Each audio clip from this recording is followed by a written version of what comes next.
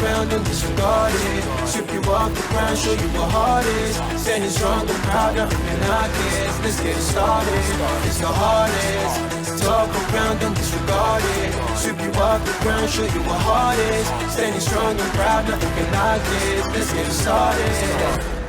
Yeah, get your boots ready. We're about to go on a trip where we wrestle, nobody settling or calling it quits. You're here for the grit, betcha this stuff is amazing. You're stumbling? Welcome to the bump in the apron. Step into it, the hardest part of the ring. Here to bring fun, yeah, in this art he is king. It's the best thing, making sure you don't tap out. Don't go soft with the hardest podcast out. And it's not just another one, it's clear. Off the rest, in this content, none contest. Take the nonsense off the steps. You know it's nothing but pure gems when it's coming off the chest. Get it? Now it's time to sit and relax. Get your mind blown away, ain't no skipping this track. Have you paying more attention, no listening gap. Get everything I ever wanted, no giving it back. Yeah. Ooh, what's up, everybody? For the 200th time, welcome to the Apron Bump Podcast. If you haven't heard by now, I am your host, the hardest part of the ring, Kyle Bird. How we doing today, folks? How's everybody's day going? Glad to have you here for episode 200 of the Apron Bump Podcast. You know, I didn't want to do anything too special. I like milestones, 200. Like, it is what it is. But I do think today would be a fun opportunity to maybe, you know, kind of recollect myself, because, you know, the Apron Bump Podcast, we talk a lot of retro wrestling. It's become pretty much the only thing we do here, for the most part at least. But, you know, back 4 years ago in 2019, which is fucking wild at this to even consider, you know, I started this podcast to kind of just shoot the shit, kind of just drop my thoughts on current wrestling. I had a lot of thoughts. I mean, between WWE, AEW, other promotions, just kind of wrestling, you know, just my thoughts on the pro wrestling medium in general. It's kind of why I started this podcast to begin with. So I thought it'd be, you know, kind of fun to kind of revert to that for an episode.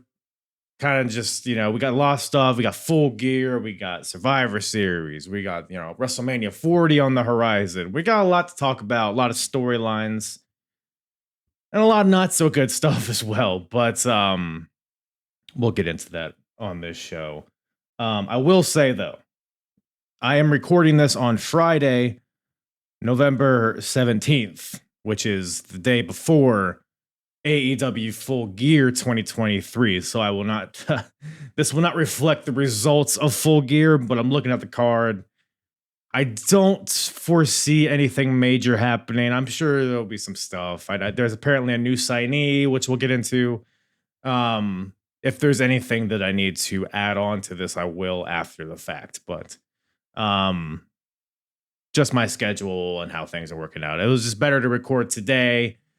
You know, I got my sister's circumcision on Tuesday. Like, there was a lot going on, so figured I'd just, you know, pop on here and just got a few bullets here, but most I'm just gonna be taking my driver out, swinging with my eyes closed and hoping I don't land in the water, which is not reflective of how I actually play golf. But yeah, first of all, before we get into anything, if you are not already, make sure to follow me on all the social medias at Apron Bump all across the board: Twitter or X, Instagram, TikTok, YouTube. Join the Discord. Got a new Discord going. I'll put that link in the description as well. We talk current stuff, retro stuff. We got pay-per-view predict. It's still building, but get on the train now. Now, I'm not talking about A-Train, even though I do have nipple piercings. But if you're watching on YouTube, give it a like, give it a subscribe. You know the deal. Do all that stuff. You know, I was going to in this episode, I was going to pull some audio from my first episode, because I think there's some sentiments that I made in that first episode, a lot that I probably still agree with and I'd like to, you know, kind of solidify, but probably some that I maybe outlooks that have changed over the last 4 years. But I thought it might be fun. Maybe it won't be. I don't know. To just kind of let my first episode play here for maybe like a few seconds. So I'm just gonna pull it up on YouTube here, and we'll see if any gold. We'll see if we strike any gold on this one.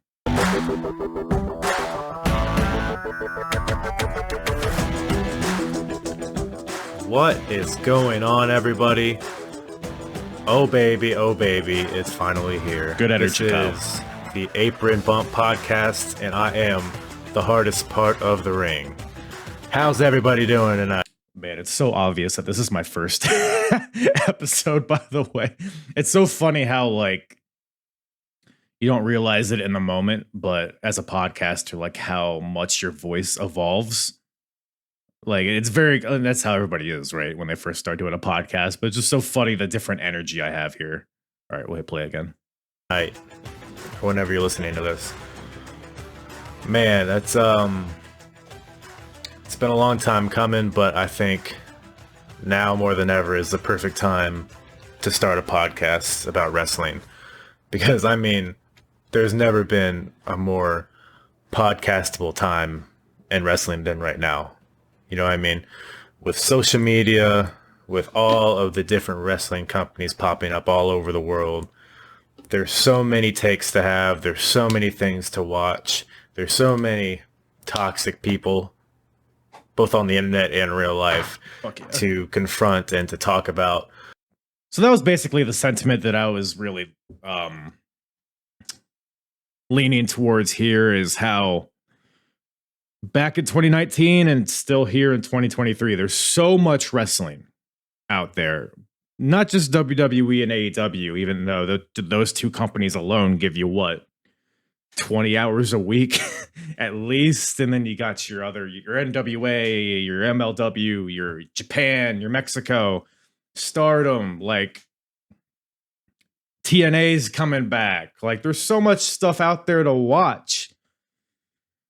And while in that first episode, I was like, yeah, it's the best time to be a wrestling fan. It's the best time to be a wrestling podcaster. There's so much to talk about. And it's like, well, yeah, on one hand, that's true. But at the same time, my question for you guys listening is there too much wrestling today? Is there too much wrestling? Let's look at AEW. You got Dynamite, 2 hours. Rampage, 1 hour. Collision, 2 hours. 5 hours a week. Let's look at WWE. You got Raw, 3 hours. NXT, 2 hours. SmackDown, 2 hours. So that's 7 hours. That's 12 hours. Between the two major companies, this isn't taken into account like Level Up. This isn't taken into account pay-per-views. This isn't, that's a lot of hours of wrestling weekly.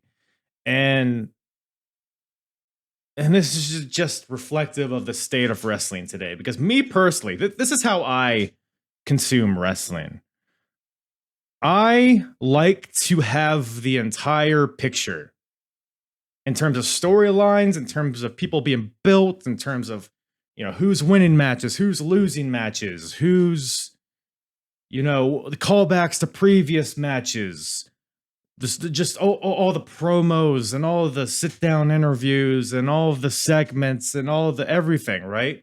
To me, that's when wrestling, like that's what makes wrestling great, is all of those things put together. But to me, man, it just feels so hard today to watch wrestling like that, to watch everything, to have all of the pieces of every story together and then making it worthwhile to see that story pay off, if it ever does. So I feel like so often nowadays, seeds for stories get planted, things happen, and then the story is just off TV for weeks or months, and then they return to it, and it's like, wait, what happened? There's just a lot going on. There's a lot of webs and a lot of different connections. And look, and I'm all for complex stories. I'm all for, narratives with layers and different characters and different variables at play. I think that's what makes wrestling interesting, is when it goes against the status quo. But there comes a point when it's just too much for me. And you might be saying, well, hardest part of the ring. If it's too much for you, just don't watch it all. Well, I'm going to tell you this right now. I don't. You know what? Here's kind of like weekly what I watch. And it kind of comes and goes. I'll say lately I've been enjoying NXT probably more than anything. That's probably that's the show lately I've been consistently watching most consistent. Did I just say consistently? You know what I mean, right? Because it's like its own little universe, kind of. I know you got people from Raw and SmackDown coming in every once in a while, but for the most part, the stories within NXT are NXT stories. 2 hours a week, easy. The wrestling's fun. There's a lot of characters that I'm really invested in. Like Trick and Carmelo is an awesome story. Ilya Dragunov, the top champion there. One of my favorite wrestlers in the world right now. One of the best wrestlers in the world. Him and Gunther are at the top for me as of right now. He's a banger factory. You got like Noam Dar is the Heritage Cup champion, which if you listen to this podcast, you know that I am a stout Noam Dar mark. So seeing him as a focal point, him and his faction Metaphor is fantastic. You got Braun Breaker as a heel has been awesome. The women's division has just so much going on. Lyra Valkyria, who is another person that I've been touting for years, ever since her NXT UK days. Now she's finally getting her chance to shine on a big stage. You got people like Tiffany Stratton on the come up. There's some other like Roxanne Perez, Kiana James.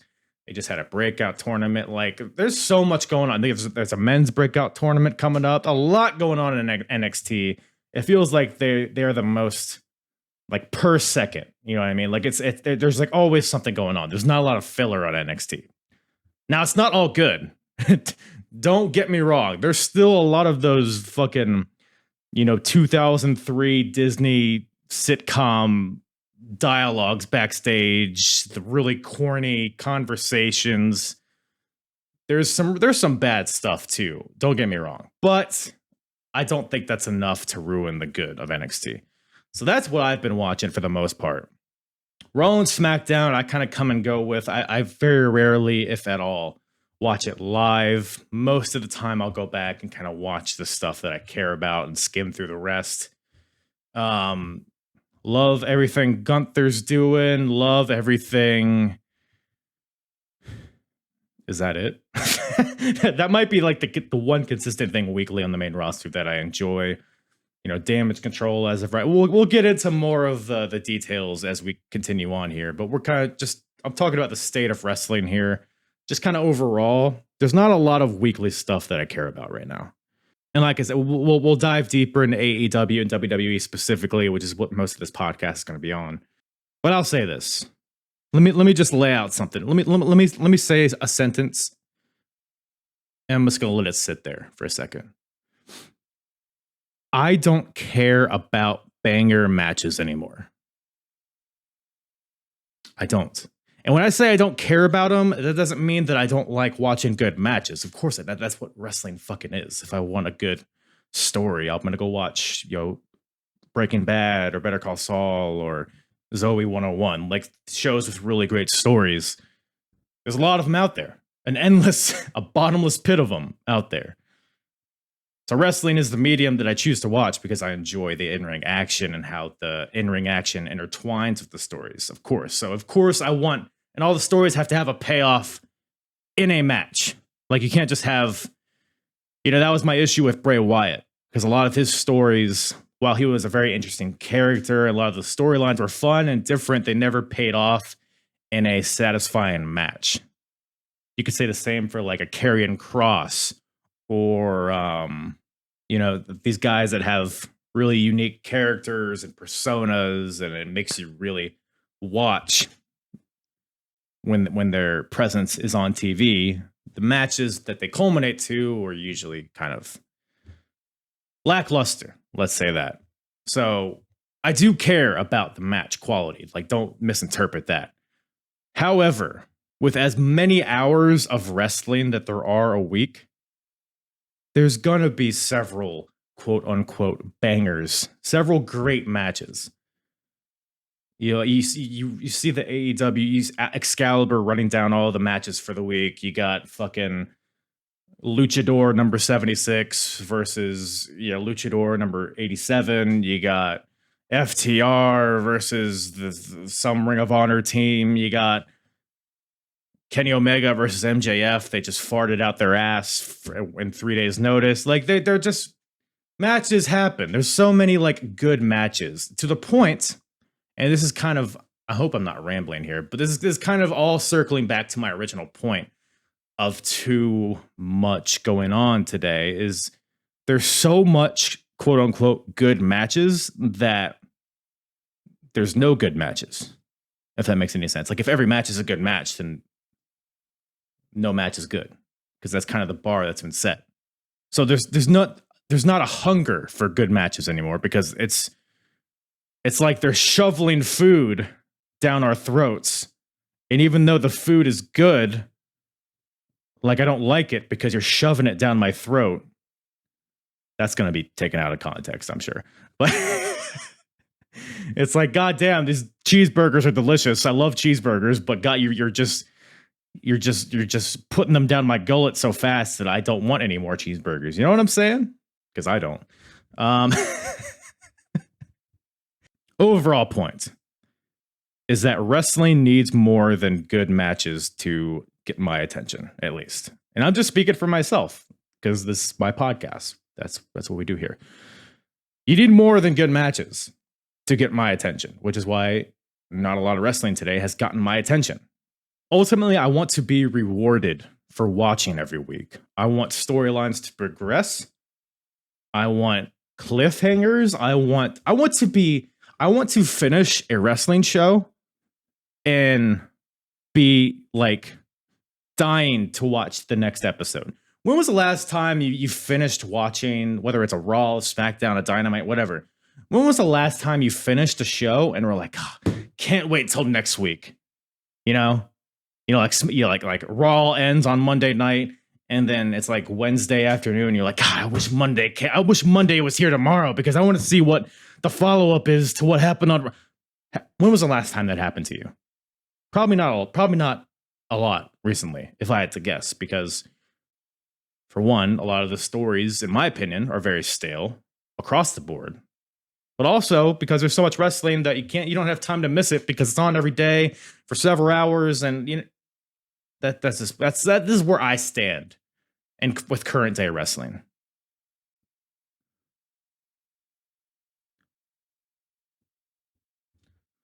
You can find banger matches anywhere at any time.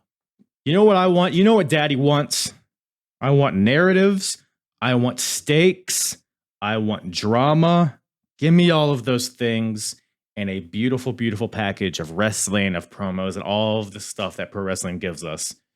Give me that, because I'm not really getting it with current day wrestling. There's some good stuff. I'm not gonna sit here and say like, oh, wrestling's gone to shit, because it hasn't. There's some good stuff going on, but the percentage of good stuff to just mediocre to bad stuff is just out of whack, in my opinion, currently. So, but that's just kind of my overall thoughts. That's where I am with current day wrestling, which is why I'm primarily a retro wrestling podcast. But let's talk about All Elite Wrestling. I feel like it's been a while since I talked about AEW on this podcast, and I'll say this: with AEW Dynamite is the show that I've consistently is the show that I've most consistently watched since its inception, really. I mean, I could probably count on one hand how many Dynamites I've missed. Some Dynamites I might skim through stuff, some I might, not pay attention fully, but Dynamite's always the show that I'm like, all right, I'm gonna watch Dynamite. And I've said this in past episodes, it's because WWE, with all the shows they have weekly, and now remember what I'm talking about in previous years, business before Collision and whatnot. WWE, you have your Raw, your SmackDown, your NXT, and it's all produced the same. It all feels the same, just different colors, similar characters with different names. Like WWE, it just feels like a conveyor belt of stuff a lot, and I'll touch more on that later. But I'm watching all this stuff, but then Dynamite comes on, and it feels different. It just does. People like to say AEW is the same thing as WWE. It's not. It is in a lot of ways, which again we'll get into in a second here. But just the way it's produced, the way it looks, the in-ring style, it is different. It feels different than WWE, which is why I've always gravitated towards it in terms of just watching it on a weekly basis, is because it feels different. It's a refreshing take on wrestling. This has been my thoughts in the past. Let's make that clear. But lately, AEW. So they've added Rampage. They've added Collision. They're adding more and more pay-per-views. They're stacking up the content that we're seeing on a weekly and monthly basis. So now it's kind of creating a similar problem that WWE has created, and I know I've been harping on this already in this episode, but like it's become too much. AEW is too much. It's a very vague statement. It's a very broad statement, but it kind of encompasses my issues with AEW. And look, I don't want to, before I get into anything, there's been a lot of doom and gloom with AEW recently, with Collision ratings, with ticket sales, with the creative process, just everything with it, right? And a lot of it is valid, right? I can't tell you how many times over the course of even just AEW's tenure that there have been periods of like, oh, AEW's lost it, they're no longer the alternative, and then a week later they'll have a good Dynamite and everybody's like, oh, we are so back, bruh, the AEW's back, son. And then it'll be like 2 weeks of good shows, and then the third week it'll be a bad show, and it's like, oh, AEW in the mud, rest in peace AEW, Tony Khan doesn't know what he's doing. And then the next week they have another good show, it's like, oh, Tony Khan's Booker of the Year. Everybody is just so volatile with their opinions, in that like from week to week, everything is like all or nothing. Like everything is like AEW's the best in the world, AEW's in the mud. In reality, wrestling, just for as long as wrestling has existed, companies, promotions, they go through down periods, they go through up periods. There's an ebb and flow from a business perspective, from a creative perspective, and there's a lot of variables at play and what causes those. AEW right now is cold. It's very, very cold for a variety of reasons, which we'll get into, but that's not, they could, in a month's time, they can completely turn that around. It would take, several things hitting and some stars aligning here. It could be a month, it could be 2 months, it could be 6 months, it could be a year, it could be 2 years. AEW ultimately will have another period where it's red hot again. And that's just like, they have a few bad shows, which in my opinion, they've had a couple boring shows in a row as of recording this. But that's not to say that they can't turn it around. Let's settle down. AEW, people look at the TV ratings. AEW's had the same ratings since their inception. What, 4 years ago, I guess at this point? They haven't made any moves from a rating perspective. From a ratings perspective. Yeah, tickets have gone down, but they can come back up. WWE's tickets were really bad for a while, and now they're selling out all this. That's how it's how wrestling goes. It's how sports goes. It's how everything goes. Okay, so let's settle down with the doom and gloom about AEW. However, that being said, let's talk about some things that I don't like about AEW. And I'm gonna let's just open this up with one of my biggest issues here. Let's go to Tony Khan's Twitter here for a second.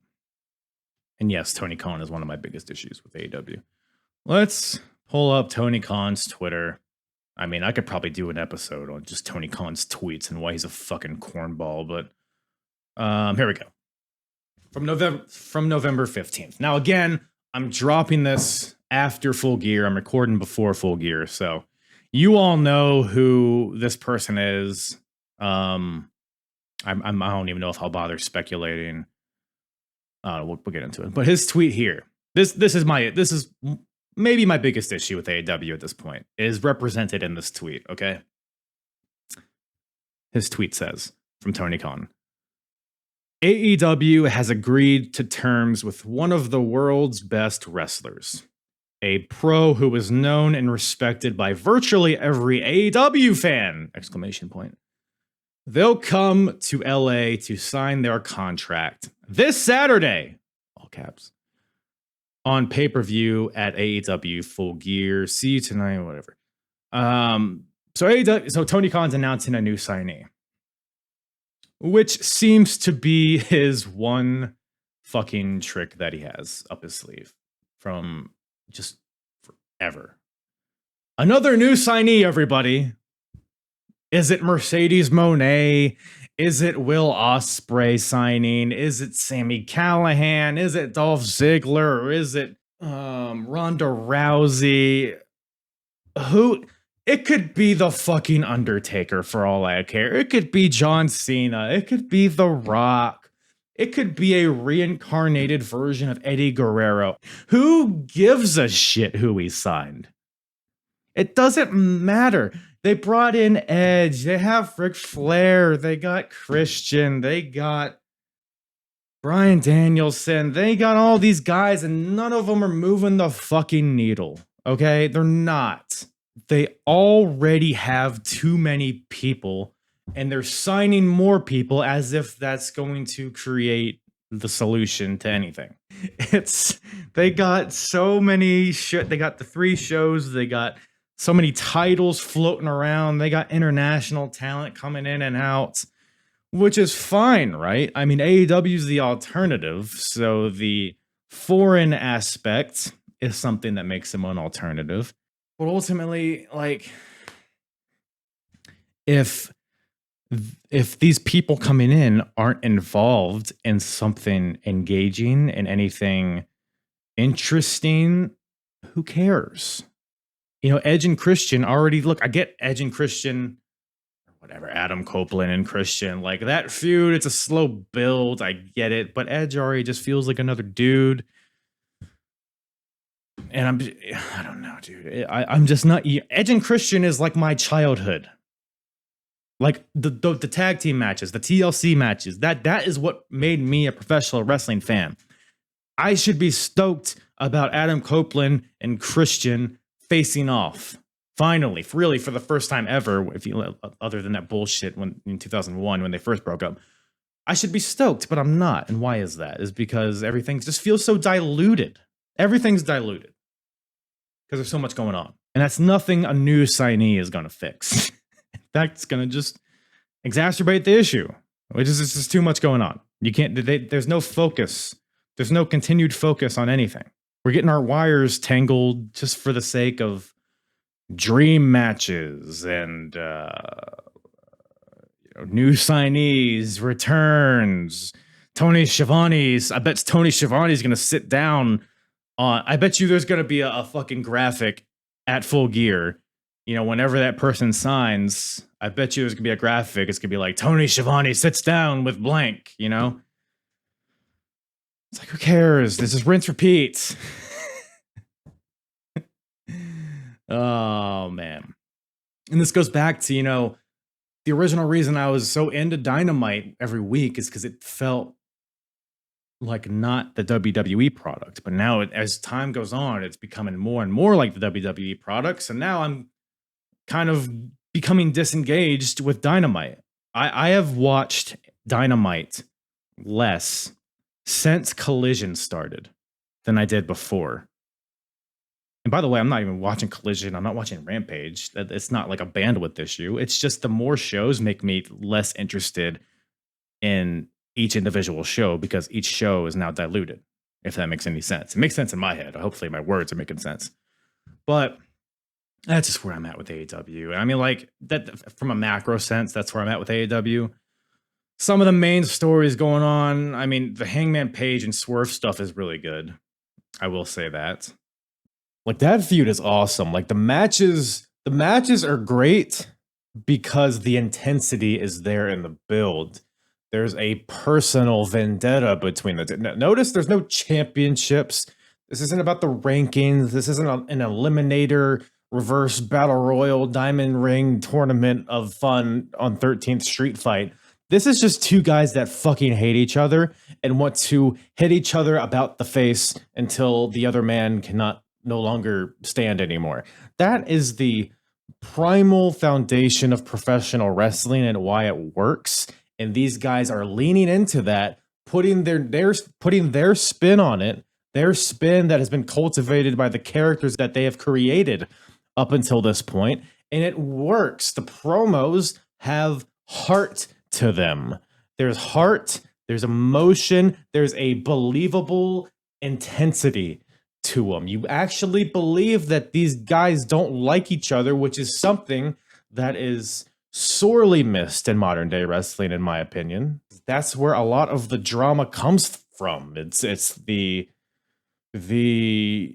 there's an urgency. There's oh my god, who's gonna blink first? Who's gonna it's very simple, and when done well, as these two guys are doing, picture perfect. That's my kind of shit, right? Like I said, it's something that you don't see a lot in professional wrestling, at least in the mainstream nowadays. And it's something that I think someone like MJF tries to, like, that's the emotion MJF tries to create, but I just, man, I don't know. Let's talk about MJF for a second. Babyface MJF fucking sucks, dude. It's bad. It's not good. Not only is it bad, it's not good. And why is that? Well, he's a natural heel. He has a hateable face. He has a face that you want to punch. Now we're trying to make, and look, he's getting reactions, right? A lot of times he has to hold his microphone out to the crowd to kind of beg for reactions, but he's getting reactions. I don't even know where to begin, man. So at first I thought, so we had the MJF Adam Cole thing, right? That started. Can they coexist? Like, everybody kind of rolled their eyes when it first started, but then it became pretty entertaining, right? They became friends. You know, they were still fighting each other, but they were still friends. It was like a respect thing. They won the ROH tag team titles for whatever fucking reason. And then Adam Cole goes down with an injury. So now that story is kind of at a standstill. So here's where I'm at with babyface MJF. I thought this was all going to eventually be a ruse. I thought MJF was gonna do something to go back heel and be like, all you marks thought I cared about you. You're stupid. Your sports team stinks. Like something like that, right? I thought it was all going to be kind of just an elaborate plot on MJF's. I don't know what the goal would be, whatever. But I think we're too deep into it now for that to be the case. So if they do go that route eventually, it's going to be totally fucking stupid, because he's spent all these months handicap matches, being heroic, facing entire factions by himself, all for what? Like, you know what I mean? So that wouldn't make sense. There wouldn't be an appropriate payoff from the perspective of MJF. So now we're at a point where we're just rolling. MJF is just a good guy now. That's where we're at. His promos as a babyface, and look, it's just harder to cut babyface promos, in my opinion. It's harder to get people to like you than it is to get people to hate you. In my opinion, that's by far the case. MJF as a babyface feels generic. He feels like just any other good guy. He feels, just throw Ricky Steamboat out there. It's the same guy. Like when MJF used to be an attraction as a heel. He very rarely wrestled, and now he's wrestling every week at least once. So a lot of times on full gear, he's wrestling twice. Yeah, it's just not. Look, I mean, the wrestling's there from MJF. I mean, that's fine from a character perspective. And look, a lot of that's probably the Adam Cole stuff, the injury, probably a lot of things had to get stalled. Now we're just kind of in a limbo period, and a lot of that's probably just why everything he's involved with right now feels so uninteresting, is because it's kind of just, we're just kind of biding time for something interesting to happen, which is probably going to be tied to when Adam Cole comes back. In the meantime, we got Roddy Strong. Oh God! All right, let's go through the Rolodex again.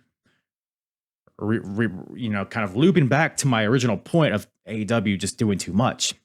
Let's look at what just MJF. MJF is the trunk of the tree. Let's see all the branches coming out of that trunk. We got MJF and Adam Cole are still friends. They're still talking. Off of that branch, you got the Roddy Strong bullshit with the Kingdom. Matt Taven has a giraffe for whatever reason. I love Roderick Strong, dude. I fucking love Roderick Strong. He's one of my favorite in-ring wrestlers of all time. He's so fun to watch in the ring. And the one thing that's held him back in his career is a lack of character. So when he first started to develop this delusional character, I was like, awesome. Giving Roddy something to sink his teeth into, something to make him entertaining to accompany his in-ring wrestling. Awesome, right? Boy, howdy, we have jumped several sharks since then. Adam! Got it. They got t-shirts. They got Adam t-shirts with like a bunch of A's and exclamation points. The Roddy Strong deal with yelling Adam and the neck brace and, all that stuff. It's like when a little kid tells a joke. It's like when a 4-year-old tells a joke and then like all the parents laugh and then that kid just keeps saying the joke over and over again because like, oh, this got to laugh. Let's just say it, keep saying it, and it just buries it into the ground to the point where it's no longer funny anymore. That's what Roddy and the Kingdom have done with their whole shtick, whatever you call that, right? So I am in all the stupid segments of Adam Cole moving his furniture. Like, what are we doing? None of that is furthering anything. It's lost its entertainment value. Let's settle down with that. That stinks. Samoa Joe, who already got a title shot again, he already lost to MJF. So why is he still like? I do like the build of Samoa Joe just kind of being in the background, kind of ominously. But ultimately, Samoa Joe already got beat by MJF. So it's like he doesn't feel like a threat. So that kind of takes away that appeal for me. And look, Samoa Joe is on my personal Mount Rushmore. I'm never going to say no to having him as a focal point on my TV. But again, he's just like, why is he there? Wardlow's here doing something. He's shirtless. You're going to have to do a lot of work to make me care about Wardlow again. I'm just going to say that. What else? You got Jay White, who he faced at Full Gear. I assumed that that MJF defended his title. Maybe I'm wrong, but I assume that MJF beat Jay White. And then the whole Bullet Club Gold versus MJF thing, it just feels like babyface against evil faction number 7. Like, it just feels like a template that they're doing. Jay White steals the belt. They're doing that whole deal. But nothing seems particularly engaging or interesting about that, honestly. And I love Jay White. I love Bullet Club Gold. I like MJF. All of these things I like, but it's like I like fruit, I like cake, but I hate fruit cake. And that's kind of what this MJF and Jay White deal feels like to me. What else? This is all stuff that MJF has going on right now. He has the Acclaimed stuff is weird. I don't know why Max Caster's all of a sudden a stalker. The Acclaimed is another thing that they completely like. Why are they even the trios champions? Why aren't House of Black? House of Black had a great thing going. That House Rules stuff was really fun and different. But now the Acclaimed have the titles and they're kind of just an idol. It feels like. I think that's all MJF. Oh, then the Devil. Ho ho! Who could forget about the Devil? Huh? Who's behind that mask? Who gives a fuck? And this is like, so Tony Khan, let's pull up another golf analogy, right? Tony Khan has his bag of clubs, right? He has 4 clubs in his bag. Club number 1, huge announcement on Dynamite or whatever show. Club number 2, new signee to AEW. Club number 3, who is the mystery person? Could be someone under a mask. Could be somebody who's going to be teaming with somebody. Club number 4, dream match. Penta El Cerro versus Azteca Abdullah Jr. the third on Rampage. Like, these are the 4 things that AEW gives us, and there's little to no payoff with any of them. So the Devil Mask. Let's get back to that, right? So the Devil Mask. Who's behind the mask? And again, to reiterate, recording this before Full Gear. So maybe, I doubt it'll be revealed at Full Gear. Maybe there's a clue. My initial thought is Adam Cole. Because, correct me if I'm wrong, I believe this whole Devil Mask fella storyline started after Adam Cole went down with an injury.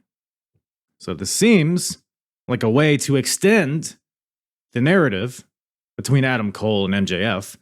Because beforehand, it was MJF and Adam Cole, they were best buds, and they were having matches against each other, and the title was at play, and it's like, who's going to turn on who? And to me, it was always like the way too obvious answer was MJF. So in my mind, it was obvious that Adam Cole would eventually turn on MJF, but Adam Cole goes down with an injury. So what do? They introduce a masked man, mysterious masked man, as somebody that's, attacking everybody close to MJF. So my thought, this is just a way. So honestly, originally I was like, maybe Adam Cole's not as hurt as he's letting on. But I think now, again, I think we're too deep. I mean, it's been like a month or 2 since he's injured his ankle. So I don't think the injuries will work at all. But maybe it's exaggerated. Maybe he didn't get surgery. Maybe just needs some time off. Or maybe he did need surgery and he does need a little bit of time off, which I think is, eventually once Adam Cole is healed is when the devil will reveal himself, and is when it'll be Adam Cole. And I think Roddy Strong said he knew who the devil was, which would make sense because, if Adam Cole was healed, probably him and Roddy would be a lot. I don't know. There's a lot of things involved here. It's not CM Punk. It's not MJF. It's not Tony Khan. If it is any of those things, it'd be fucking ridiculous. But in my opinion, it's Adam Cole. But we'll see, I guess. Maybe it'll be unveiled on Full Gear, and maybe this will all be for naught. But hey there, it's Future Kyle. Real quick, just popping in here. So this is after Full Gear, a show in which I watched, and a show that I very much enjoyed, by the way. Just wanted to shout out Swerve and Hangman.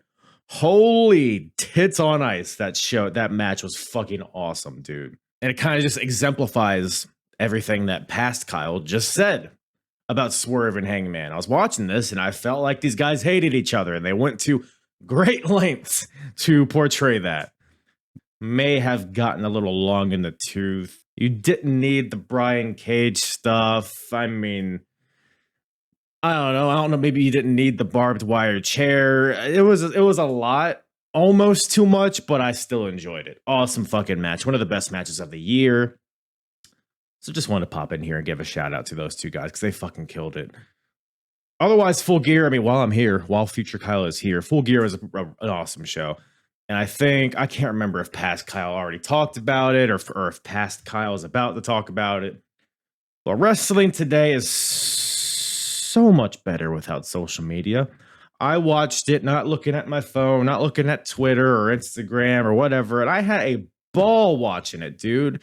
Even the stuff that wasn't particularly good, I enjoyed. It made me feel things. It was exciting, and at some points it was, every match felt like it had its own kind of aura to it. There was a lot of things that over delivered. I thought the TBS title match and the Sting and Edge and all that shit, I thought all that stuff over delivered, and everything else pretty much met my expectations, I would say. So while I said earlier, past Kyle said earlier that he didn't think anything monumental would happen at Full Gear, and that's pretty much accurate. You got Will Ospreay officially signing, I guess, but he's already been a part of AEW, so who gives a shit? And I mean, I talked earlier, about how it doesn't really matter, or maybe I'll talk later. I don't remember. I mentioned at some point in this podcast that it doesn't matter how many people they sign because they got to actually do something engaging with them. So the jury's still out. I'm happy to see Ospreay here. Obviously, a hell of a talent, but let's see how he's utilized before we all get a little tighter in the pants area, shall we say? But yeah, Full Gear was a good show. And the point I was trying to make earlier is I watched Full Gear. I enjoyed it. I had fun. That's what wrestling's about, right? You watch a thing on TV to be entertained by it, right? It accomplished that. Then I make the bonehead mistake of popping on Twitter or X and seeing what everybody else thinks about the show. And holy shit, everybody is just slicing and dicing and getting way too analytical, trying too hard to make think pieces about every single little thing. And then we got the AEW versus WWE shit, the tribalistic horse shit, and the AEW's in the mud. What about the ratings? Swerve's an asshole now, I guess, because he said something about who gives a shit? Have you ever considered maybe just watching wrestling and shutting the fuck up? Just a thought. Just a thought. That being said, I think there was a lot of valid criticism on the main event, the Jay White versus MJF match. While I will say on one hand, I was entertained by it. You know me, I love a fucking overbooked title match with the ref bumps and the interfere. I think that shit's great. I think people get way too in their feelings about that stuff. Give me the pure wrestling. Give me some hammerlocks. Go fuck your mother with a hammerlock, dude. Like, it was fun. There were serious gaps in logic, though. How MJF was injured earlier in the night, and then Adam Cole takes a spot. When did Adam Cole why is Adam Cole cleared to wrestle when he's literally in a boot and on crutches? But MJF is not cleared to wrestle because he got hit with a chair in the leg earlier. Why is MJF's quad taped up when the chair was wrapped around his ankle? Why did MJF have to steal the ambulance? Why couldn't he just walk out and get an Uber? Why? It was pretty dumb. And then throughout the match, I mean, Jay White he struggled way too much against a crippled asshole in MJF. Dude can barely stand. Well, I say that he can barely stand. He's limping out to the ring. He could barely get in the ring. And then he's just busted out. He hurdles the top rope to hit a cutter on Jay White off the apron. He's doing moonsaults. He's doing kangaroo kicks. He's leaping. He's doing kip ups. But I could barely stand. Kinda also like the selling left a lot to be desired, and the fact that Jay White felt like a non-factor. It felt like the MJF and Adam Cole show with Jay White also there, I guess. Jay White, look, he looked like a goofball in this match, but he'll recover. Let's take it easy on Jay White's buried, he's done. No, he'll be fine. But I think, by the way, again, I'm sorry, I don't know when I'm splicing this in within the episode. I can't remember if I talked about the devil before or after, but in my theory, it being Adam Cole, I thought it was solidified in this match with Adam Cole. He's there ringside. The whole story is that he's encouraging MJF. He's encouraging this behavior to lead to his downfall. Like Adam Cole was, quote unquote, trying to hit Jay White with the title, but it was very ginger, and Jay White grabbed the title to use it on MJF. Adam Cole later in the match has the Dynamite Diamond ring. It's under the guise of him trying to give it to MJF, but he just places it on the apron and says, "Hey, come get it, buddy." Why didn't he just throw him the ring? You know what I'm saying? So I was expecting the Adam Cole turn to happen in the match, but I guess we're still building to that. But I'm way more convinced now, more than ever, that Adam Cole is the devil, for the reasons that I laid out already in this podcast and from after the Full Gear stuff. It seems clear as day to me. And if that's a story that they're telling, I like it. But if it's not, then I don't know. We'll cross that bridge when we get to it. But that's all I had to say about Full Gear. Fun show. Good stuff. Christian coming out to a bunch of kids La La Line to his theme song was the highlight of the night and probably of my life. That was fucking hilarious. Good stuff. All right, back to your regularly scheduled program. That's pretty much where I'm at with AEW at this point. Honestly, like, just one more negative thing, and then I'll end on a positive thing about with AEW. Ring of Honor. All right, so Ring of Honor, as of today, is a developmental system for AEW. And that's not a bad thing. I think that's what it always should have been. It should be kind of like, okay, AEW has the things that they have going on storyline wise. Everyone that has value that is not involved in something can be in Ring of Honor doing something, cultivating their characters, cultivating their in-ring style, creating stories in Ring of Honor that are worthwhile watching to get you to buy the pay-per-views and to subscribe to Honor Club and all that shit, right? It's a good system in theory. However, in execution, it's been piss poor. Ring of Honor, here, this is the issue with Ring, because people like to say, like, oh, Ring of Honor is a separate thing. It has no bearing on AEW. If you say that, you haven't been paying 1 ounce of attention to AEW, because Ring of Honor is like the chlamydia that is all entwined in AEW's penis. Like, it is chlamydia, it's herpes, it's gonorrhea, it's Ring of Honor is the ultimate STD to AEW. It just is. Like, it's kind of there. It's like you know it's there. You kind of forget about it sometimes, but it's always in the background. There's always a little scratch. There's always a burning sensation when you pee. I don't have STDs. Let me make that clear. I'm going off of Google. I'm going off of what I've heard by my friends, friends who have. Ring of Honor is the herpes of AEW, and here's why. I should never see Ring of Honor titles being defended on AEW. Never. Maybe an occasional attraction match, but this thing where we're like, every week there's something. It was a few weeks ago. Like, randomly, the Bucks and Hangman Adam Page won the 6-man titles in Ring of Honor. I'm watching Dynamite. It's the match where they lost the titles. It was them versus the Mogul Embassy. I literally shut the show off, just out of pure apathy for anything. Like, it just made me roll my eyes. Like, it was so aggressively, like, I was so aggressively indifferent on this match.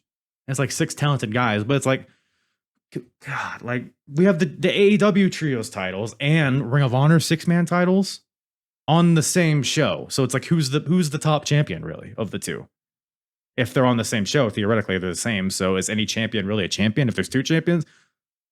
And you can say the same about the ROH TV title and the AEW TNT title, and you got the international title floating around.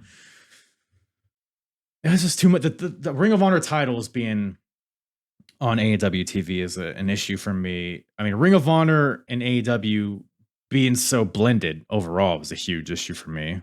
People act like that's not an issue when it is, because, say what you want about Ring of Honor. A lot of people don't care about Ring of Honor. Personally, I haven't been watching Honor Clubs. I could really give 2 shits at this point about Ring of Honor, personally. It's not about Ring of Honor. I don't care. Samoa Joe relinquished the TV title. It fucking killed that belt. It is what it is. But honestly, I don't actually care that much. But when all of this stuff is intertwined with the AEW programming, again, I'm going to use the word dilute again, because it's kind of the running theme here.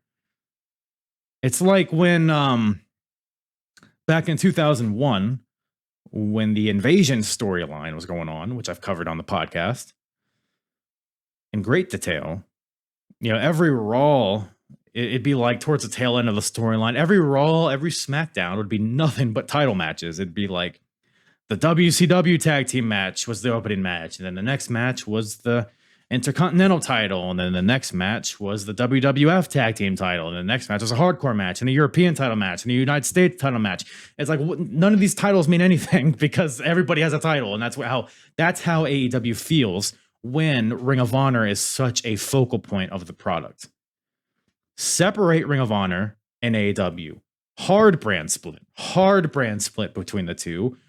Get Eddie Kingston, Cesaro, or Claudio, Wheeler Yuta, have those guys on Ring of Honor, do some good stuff on Ring of Honor, and then when they're ready, or not when they're ready, but when there's a spot for them on AEW, bring them over. Like, but don't do it every week. Don't flip flop guys every week. Maybe wait a month, at least a few months. Let them establish a brand on the show that they're on, and then when it's time to switch them. But as of right now, there's no reason to watch Ring of Honor because all the worthwhile Ring of Honor stuff is happening on AEW TV. And then there's so much AEW stuff that isn't happening, that isn't in the limelight because there's so much Ring of Honor stuff happening on AEW. And everything just gets so jumbled and mishmashed and to the point where nothing matters. So Ring of Honor, I think separating AEW and Ring of Honor would solve so many issues. Like why is MJF the fucking Ring of Honor tag team champion? Why did him and Adam Cole win it in the first place? That was so unnecessary. So unnecessary. It hasn't elevated anything. Like it hasn't furthered any, like I get what they're doing, but it's again, unnecessary is the word. Like nothing was gained and things were lost in terms of what Ring of Honor is providing. So I don't know, man. But I'll say, so again, AEW, I know I said earlier not to be so doom and gloom, and that's because they can turn this around. And I think one thing that might be helping them turn this around, them being AEW, the Continental Classic tournament that's about to get underway here. A 12-man round-robin tournament. So it's essentially the G1 Climax on AEW. This is the type of thing that AEW can use to differentiate themselves from WWE. Every match in this tournament will have stakes because it's a part of a round-robin tournament. It gives the opportunity to showcase guys. You could throw in some guys that haven't gotten that much TV time. You can build new guys. You can solidify guys that are already on a top level. Your Bryan Danielsons, if Will Ospreay is a part of it, which I'm sure he will be. Just create because I said, like, you can find really good wrestling matches anywhere, but when you combine that with stakes of this tournament, that's where AEW will thrive, is because they have the talent to put on the best wrestling in the world, but they need something worthwhile to fight for, and a lot of times there isn't that. But this Continental Classic tournament, whatever the stakes are, it's a big deal. Hopefully it's executed well. Hopefully they don't get too cute with it, with like tiebreakers and interference during matches and all that hokey horse shit, right? Hopefully they just keep it sports centric, tournament style stuff. Like, hopefully that's how it is. Hopefully it's very, hopefully it keeps kind of the aura that the G1 has from New Japan. So I'm cautiously optimistic about this Continental Classic tournament. That is something that I will absolutely be tuning into from AEW. That is something that has my interest for sure. And stuff like that. If signing Ric Flair does nothing for me. Fuck Ric Flair, fuck the Big Show, fuck Edge. Give me AEW, do your AEW thing. Do your wrestling. That's the thing you do well. Do that. Stop trying to be WWE light. Is all I'll say. So, I've rambled enough about AEW. Let's talk a little bit about WWE. Where to begin? So WWE right now, I'll tell you this, right? And I talked about NXT. I'm really right here. I'm talking about main roster stuff. WWE in general, man. I mean, it's not like any like dramatic change has happened in terms of production. Or maybe it has. I don't know. Everything just feels so sterile. It feels so hollow. It feels like I was talking earlier about how like a lot of WWE just feels like a conveyor belt of bullshit. Like, here, you take this guy, put him in this template, razzle dazzle. Okay, here's this, just the same storyline we did a year ago, but with two different people. And unfortunately, it's just becoming more and more draining on me. Now, I can identify the fact that a lot of this is a fact that a lot of people don't want to come to grips with. Wrestling just becomes more like that. When you become older, when you grow up, because as a kid, everything is better. No, whether it's TV, wrestling, music, video games, that's just how it is, right? Nostalgia is a hell of a drug. And that's, if you're listening to my podcast, you probably understand that because I have a lot of nostalgia based content. But so I identify that, like, it's not like WWE has changed anything to make it more sterile than it already was, because it's been like this for a very long time, for like at least 20 years. So, but it's just becoming more and more like Fastlane, dude. Like, let me pull up the Fastlane card. This is a few months ago at this point, as of recording this, but that was like the biggest representation of what I'm talking about. Let me pull up the card just so I make sure I remember, because it's like the fact that I don't even really remember the card is kind of indicative of how like lifeless it is, because it just doesn't matter. They just fart out these PLEs and just to get to the next one, you know what I mean? But so like it opened up with Cody Rhodes and Jey Uso defending their tag team titles against the Judgment Day. I believe this is the one where, yes, where Cody and Jey won, which was, the moment at the end was fun, but it was just that your stereotypical tag team match, and it was almost a complete carbon copy of the later tag team match, John Cena and LA Knight versus Jimmy Uso and Solo Sikoa. Go watch those matches, put them side by side. They're the same fucking match. One babyface gets beat down for, I don't know, 15 minutes, makes the hot tag. They do their 5 moves, couple finisher reversals, then it's the finish. The same thing. And I know that's a template that a lot of people, promotions all over the world do this, but they all have their own spin on it. WWE is starting to have less and less spin, in my opinion. There was like a LWO versus Street Profits match that was pretty much the same thing too. I think it was just a 6-man tag. Io Sky versus Asuka and Charlotte. I barely remember this match even happening. And then Seth Rollins versus Nakamura, last man standing. It was just a slow plotting. Here's a trash can. Seth Rollins falls 5 feet onto a mattress. Oh, how devastating. Like, a lot of it's just the I turn on Raw and it's just the same shit. It's fucking, and like, I don't want to sit here and act like everything is bad, because I've spoken on this episode even about stuff that I do enjoy about WWE. But it's just like, look, here's a visual. This is gonna be very visual, but if you're on YouTube, you'll appreciate it. Here's a backstage promo between person A and person B who are going to fight later tonight. Oh, here's the camera. Well, let me stand parallel to the camera so you could see my whole body, because this is how people talk to each other when they're in a heated confrontation, right? Yeah, that's right. This confrontation's about to be heated. You can tell because we are standing shoulder to shoulder, not looking at each other in the eyes. Hey, you. What? What's your problem, bud? I don't have any problem. What's your problem? I think your professional wrestling is pretty subpar to my professional wrestling. Oh, yeah? Well, how about you meet me in the ring later tonight, and I'm going to, says catchphrase on the t-shirt, later tonight. Well, hey, don't you roll away. I'm going to do my catchphrase on my t-shirt to you, buddy. It's just I've been saying it. It's a conveyor belt of shit. Nothing feels organic. And they're like, the good stuff is very few and far between, in my opinion. It's almost like they rev up for WrestleMania and then everything else is kind of, I don't know. But they're running off their name. I can appreciate that. There have been a lot of good pay-per-views, at least in the first half of the year. It is what it is. It is what it is, though, man. I don't know. The things in WWE that have my interest, it's 3 people.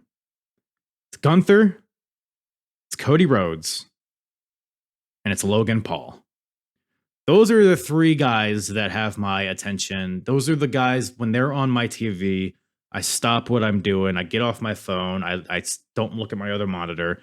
I watch what they do. whether it's a promo, whether it's in ring. Those are the guys that are captivating my attention. Gunther's Intercontinental title reign has been incredible. It has boosted that title higher than it's ever been, literally in its existence. The best Intercontinental champion of all time, by far. I don't even know who would be second. I guess The Miz, but there's such a huge gap between 1 and 2, dude. His in-ring style is so different, so it kind of finds a way to kind of step away from the WWE in-house style, that kind of template mold that WWE does. This is your shine, heat, comeback deal. Gunther has a different style that is always... and I don't know why everybody can't just have their own style, because when you have a different style, it makes you interesting. It seems like duh, like why would you even have to say that? But it does. And you can kind of say the same thing about Logan Paul. Logan Paul, a little rough around the edges. And I've always said being a little rough around the edges is fantastic, because it kind of... it gives that sense of realism a little bit. It gives that sense of not everything's perfect. It gives a sense of a struggle between you and your opponent, whether it's in the ring or in a promo. Like, Logan Paul just brings that sense of realism behind him, because he's actually a hateable dude. He's actually a dickhead, and he plays the role perfectly.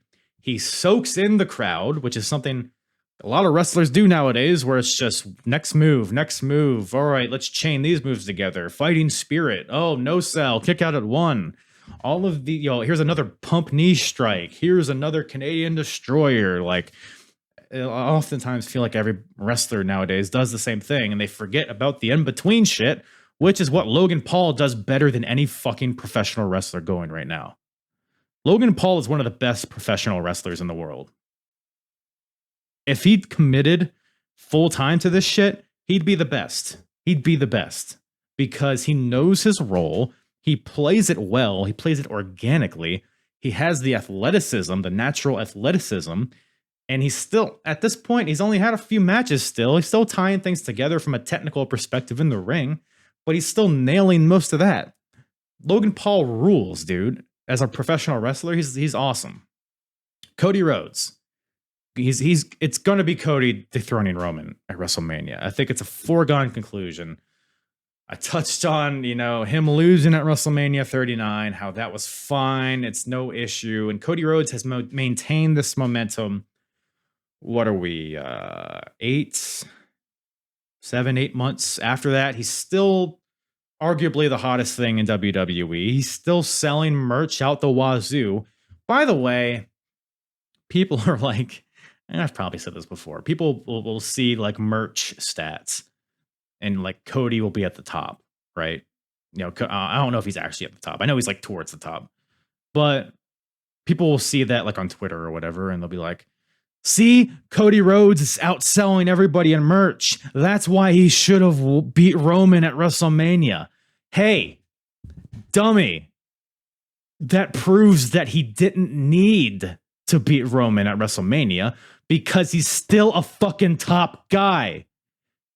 You don't need the world title to be a fucking top guy. You don't need the world title to be a top guy. Cody's that dude. He's still embedded in this story, chasing Roman, and he's hotter than ever. And he's going to continue to heat up until the climax of WrestleMania 40, when he beats him, when the bloodline disintegrates, which is another sub-story that's involved here. Cody Rhodes, probably not going to win the Royal Rumble, probably going to come in at number 1, almost win, lose to either Gunther or LA Knight. Cody Rhodes is going to go to Australia, that huge Elimination Chamber show, going to win the Elimination Chamber, earn his way to face Roman again and beat him. You know why that's better? Because last year, 2022, Cody Rhodes didn't have adversity. He walked into WrestleMania undefeated. He beat Seth Rollins, the top guy in the company at the time, one of the top guys, beat Seth Rollins 3 times in a row decisively, once with a torn fucking pec, got injured, came back, immediately waltzed in at number 30, won the Royal Rumble, eliminated a guy that had been in there for a fucking hour. Then lollygags, he's beating your Chad Gables, he's beating The Miz, he's beating all these guys, being undefeated, unstoppable. Can't beat Roman because of the bloodline. What changes at WrestleMania 40? The bloodline dynamic has completely changed. And that is when Cody Rhodes wins. So that is steady state. We're good with that. Cody Rhodes, Roman, as long as they both stay healthy, that's going to be sensational stuff, especially once WrestleMania season kicks in. It's going to be good. It's going to be good. I can't wait for it. I don't even know how I got on that tangent. Oh yeah, he's one of the three guys that I care about. Cody Rhodes, Logan Paul, Gunther. Notice I didn't say Roman Reigns because he's not there. So how could I care about him? You know what I mean? I think that is the one thing though, I will say, is that Roman Reigns from WrestleMania 39 to I guess current day has been pretty much a non-factor.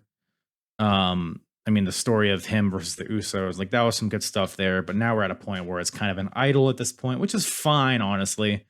It's allowed other people to elevate on SmackDown, so it's like whatever. I don't really care much at this point, but the bloodline as of right now, I'm not super interested, but I know that's going to change when WrestleMania season comes. So that I'm fine with that. There's plenty of other stuff that they can do.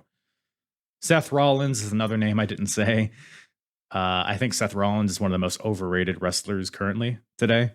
I think, and I don't know if it has to do with his back injury or with, his previous knee injuries and things like that. His in-ring style does not appeal to me at all. I think he's very soft. I think he's very predictable. I think people got on John Cena for his 5 moves of doom, but Seth Rollins isn't that much different. The goofy he's kind of walked back the goofy promos a little bit, and now he's starting to become a more generic version of himself, which is what people turned on him, a few years ago for being. So Seth Rollins, I think he's due for a heel turn, personally. I appreciate the work that he's put in. Let's not, I'm not going to diminish how much work he's put in, all the matches. He's had some fine matches. I think we're due for maybe a change there. As far as the world title goes, I mean, I think it's LA Knight or Gunther taking it from Seth at WrestleMania, personally. I think Damian cashes in and is unsuccessful. And I think that's just furthering the Judgment Day storyline, which is Judgment Day is a whole other thing. But yeah, the world title. Yeah, so Seth's in War Games, which is all right. This will bring the two topics that I wanted to discuss in terms of WWE, which is both War Games, the concept, and Judgment Day. Judgment Day, I'll just quickly, it's another faction. I think, I was talking earlier about Tony Khan only had a few clubs in his bag. WWE is kind of the same in that like faction warfare / faction dissension within the faction. Like those are the two things that they seem to kind of just, they have it with the Judgment Day. They've had it with the Bloodline. They have it with the LWO. That like they're even in NXT. They're doing it with Trick and Mello. Like that seems like the one trick they've been pulling out a lot recently, and some of it's been good. But like the Judgment Day, I don't know, man. I'm pretty whelmed by the Judgment Day personally. But they're taking on Cody Rhodes, Seth Rollins, Jey Uso, Sami Zayn, and a mystery opponent or mystery partner in War Games at Survivor Series. Let's talk about War Games, the concept. I can't stand War Games, dude. War Games without blood is worthless. That's what War Games is. War Games, the goal here is to illustrate combat amongst two teams to an extent in which they destroy each other.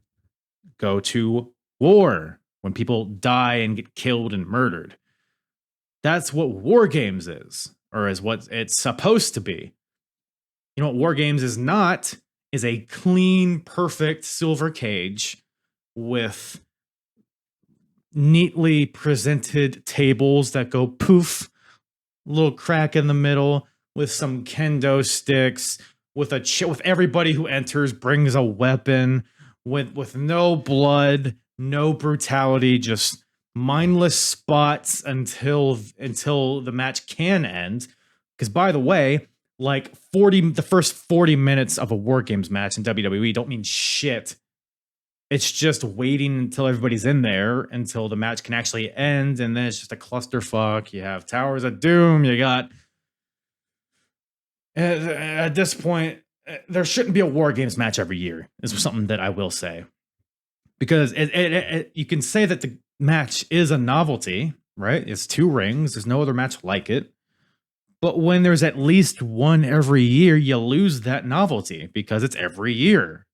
We don't need it every year. And when we do have it, there should be color, there should be brutality, there should be bloodshed, but there never is. It's just a clean little, same thing with every cage match nowadays, and every Hell in a Cell. It's just, it's just a neatly put together, let me color code our weapons. If Judgment Day walks out, if they have fucking purple kendo sticks, purple chairs, I'm shutting that shit off. They're going to do WrestleMania again. Everybody's going to, whatever. So I don't care for War Games personally. There's also no stakes, by the way. It's like, who cares who wins? But I guess the whole appeal is going to be who's the mystery partner of the babyface team. And again, recording this on Friday the 17th, there is a Raw in between when I'm recording and when this episode drops. So there is the chance that somebody could be revealed on Raw on the 20th, right? On the 20th, I guess. It seems like the main theory is that Randy Orton is going to be the 5th guy, which is probably what I would go with. I know he's been seen at the Performance Center. He's obviously reaching near the point where he can come back if he's at the PC, doing whatever it is, taking bumps or whatever. Cody Rhodes says he has an old friend. Him and Randy Orton have the history, so it all makes sense. So probably Randy Orton, unless I know Shinsuke is doing a thing where he's like waiting for somebody to challenge him. So that could also be Randy Orton. Who knows? But hey, Survivor Series is in Chicago, so of course the CM Punk theories are also prevalent. I'm willing to bet there's not going to be any CM Punk, just with how on the nose Punk has been posting a lot of stuff on like Instagram and shit about pretty much referencing WWE, referencing Survivor Series, referencing War Games. Like he's popping himself ultimately is what he's doing, in my opinion. It was funny. Like, it stirs up the IWC. Anytime Punk breathes, everybody's like, oh, he took 2 breaths. 2. Survivor Series is on the 20th. So that means CM Punk's return. Like, all that shit.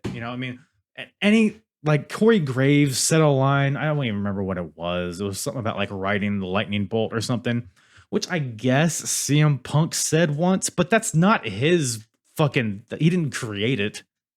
You know what I mean? Pretty sure like Dusty Rhodes said it first or whatever, at least in the context of wrestling. So it's like people are just grasping for straws in terms of CM Punk teases and stuff like that. Even the GTS, I mean, it was kind of random, but if anything, it's probably more of a Kenta shout out than anything, which is you created the move, not CM Punk. So I don't know, man. I don't think we get CM Punk in WWE. And CM Punk, man, it's just like, look. This is what I'm talking about when people are like more interested about who's not there than who is here. Of people who are not here rather than who is here. CM Punk is exponentially more interesting when he's not signed with the promotion than when he is. His whole thing, like for the past 10 years, has been, is CM Punk coming back to wrestling? That's been his entire narrative for the majority of the past decade. And then when he went to AEW, and then he was just a guy in AEW. And if he comes back to WWE, it's going to be awesome for a few months, and then it's then it's not going to be. Like, I'm not going to say it's not going to be good stuff, but it's like, I think people are overblowing his effect on business and on just the product in general. I love CM Punk. I do really enjoy CM Punk. I talk about all this ROH stuff on my podcast all the time. I've watched his entire rise in WWE and all his AEW stuff. I understand his contributions to wrestling. He's a great promo. He's a believable promo. I was talking about Swerve and Hangman earlier about how they can exhibit like those realistic tendencies of like hatred towards their opponent. And CM Punk is a good representation of someone who can do that as well. He has a name. He has name value. He has an appeal. He has a notoriety behind him. I understand the value of CM Punk, but I am drained on CM Punk discourse personally. He might show up for Survivor Series. He might not. If I'm a betting man, I say no. If I'm a betting man, I say he's done with wrestling altogether. But anything could happen. It's not out of the realm of possibility of him coming back to WWE or AEW. But honestly, I just want him to be somewhere just so we can shut the fuck up about, well, when's CM Punk coming back? That's people love to engagement farm, though. So it's something that they can just not put a lot of thought in and tweet and get some retweets. So I don't know. Maybe that's his value to society. I don't know. But yeah, that's where I stand with him. But I mean, I could see him coming back to WWE. I don't think it's going to be at Survivor Series though. But it is in Chicago, so if there's any time, why not then? I don't know. Honestly, I think a pretty. If CM Punk does show up, I think it'll be probably versus Shinsuke. But I don't know. We'll see. So there's some again, but it's more who's the mystery man thing, which it seems like all wrestling has nowadays. I tweeted something. Let me pull it up. I just want to reiterate. I want to see what I said just so I can reiterate the point here. Okay, this is what I tweeted. Imagine if there was a wrestling product that people cared about as much as people care about potential signings to a wrestling product. In other words, imagine if people cared about what's happening in the now as much as they care about what could potentially happen in the future. Seems like nowadays people only care about who's jumping from this company to this company, what free agents getting signed, who's returning. Nobody cares about who the champion is. Nobody cares about the current storylines. Nobody cares about who's fighting who for what reason. It's all like, oh, but what else could happen? So nobody really sits down and enjoys like what is happening. And maybe that's the fault of the wrestling companies for not creating interesting storylines. Maybe that's the fault of fans for trying to be in the know too much about, the backstage scuttlebutt and all that shit, which is a fact, by the way. I think watching wrestling without Twitter or X, watching wrestling without social media is the way to go, man. It's just a fucking dumpster fire, social media, wrestling, the IWC. Because everybody's trying so hard to... It's like everybody that I see, they prioritize being smart over enjoying the product. Like, I think there are people that would rather be right about a thing than enjoy the wrestling product. And I don't know if it's ego. I don't know if it's the desperation for likes and retweets and follows. It's just nuts. I see some of the things people do for fucking likes, and it just makes me vomit, dude. People that I consider friends are like, oh my God. It's sad to see.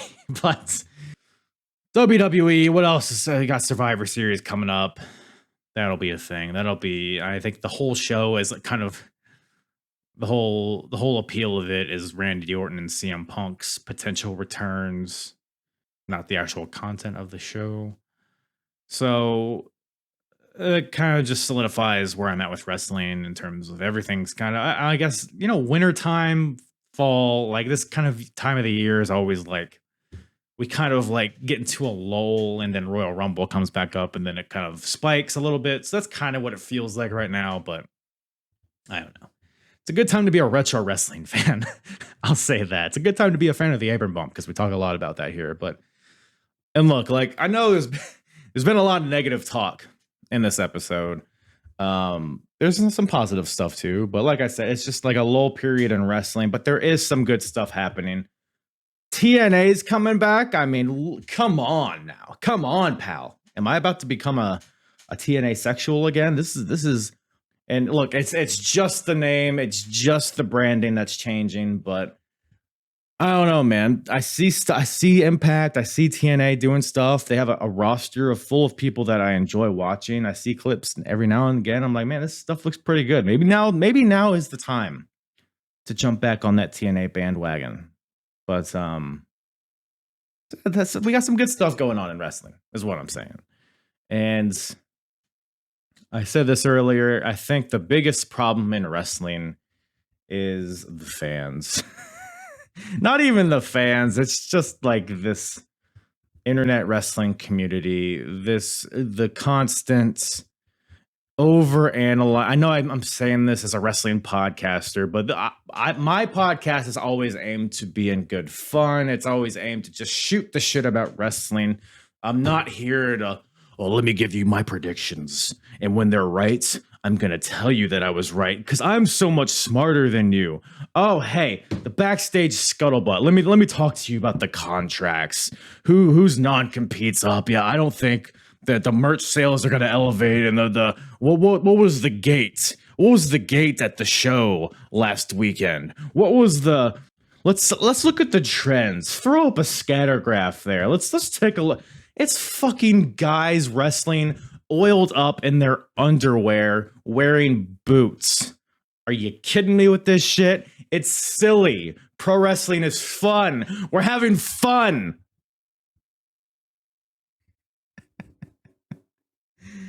All I'm saying is let's maybe we could all take a step back and not take this shit so seriously because it is a very entertaining medium if you let it be that.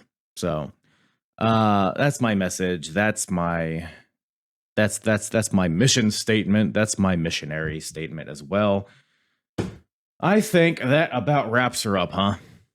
Appreciate you guys tuning in for episode number 200 of the Apron Bump. For those of you who have been here all along the way, I give you extra smooches on the cheek. For people who have hopped on later, I appreciate you joining. Appreciate you hopping on the bandwagon. We got a lot of good stuff cooking. A lot of timelines in wrestling that we cover, that we relive, that I walk through. A lot of this stuff I'm watching with first-time viewers' eyes. So it's always a good time. Always a good time. I appreciate all the podcasters, all the other guests that I've had on the show and that I will continue to have on the show. I started having guests on here just purely for networking purposes, but it's become more than I ever thought it would be. I've made so many friends, so many buddies doing this, and it just adds another element, and I wouldn't do it any other way. And I appreciate you guys always, supporting the podcast, whether it's listening or watching or social media, liking, thumbing my ass, all that stuff. It gives me the motivation to continue doing this. So I appreciate you all deeply and sincerely. And episode 300, maybe I'll have an OnlyFans by then. But we shall wait and see. Is that a thing actually I could do? Because you don't need to show your gaping asshole on OnlyFans, right? You can just have an OnlyFans and do basically treat it like a Patreon, right? That's actually, I'm thinking about it as I'm saying it. I might start at OnlyFans. I might be encroaching on Smacking at Raw's gimmick, though, so I'll have to get my people to talk to their people. But with that, that's about all Daddy has for you guys today. Appreciate you guys tuning in. This episode and the 200 before this, appreciate you all. Here's to 200 more, right, gang? Unless I, don't feel like it, but love you. Miss you. I'm hard. Talk around and disregard it. Strip you off the ground, show you what heart is. Standing strong and proud, nothing knock it. Let's get it started. It's the hardest. Talk around and disregard it. Strip you off the ground, show you what heart is. Standing strong and proud, nothing knock it. Let's get it started.